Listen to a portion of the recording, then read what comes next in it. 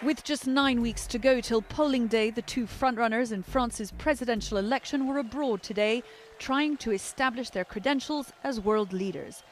In Beirut, a visit by the woman leading France's presidential polls, Marine Le Pen, the far-right leader, set off a small protest and a large controversy.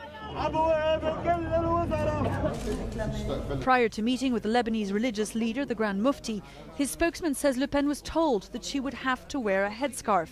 She refused to do so. The spokesman called it inappropriate behavior.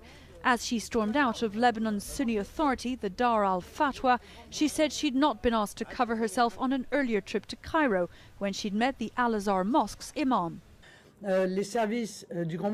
Grand Mufti aides could have just told me, Madame, the condition sine qua non is the veil. I had indicated earlier that I wouldn't wear it.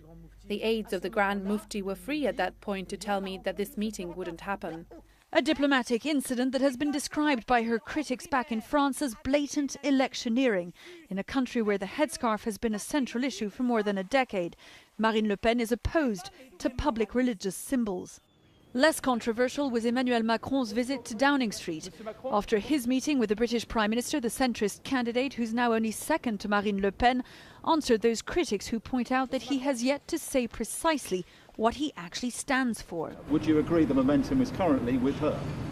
Sure, but it will come in the coming weeks. I will disclose my program next week in France, and I will explain how my program is a program to make France succeeding in this new world, in this new environment, with innovation, with training program, with helping middle classes to succeed.